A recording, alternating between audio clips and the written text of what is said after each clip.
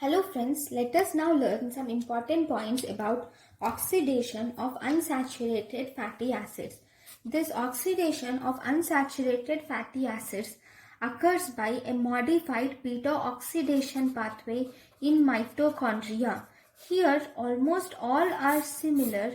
This is an unsaturated, right? But we use enzymes like isomerase and reductase are used to shift the double bond. And one more important thing is the step FAD dependent acyl CoA dehydrogenase, which results in production of FADH2, is bypassed because obviously there is already it is unsaturated. So because it is unsaturated, it cannot provide H2 ions to this FAD, and as a result this step has been bypassed. So FADH2 is not present in this is not formed in this unsaturated fatty acids.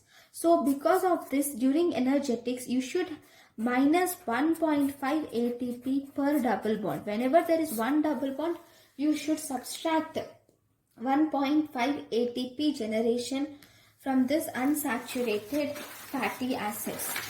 Okay, so this is about the oxidation of unsaturated fatty acids.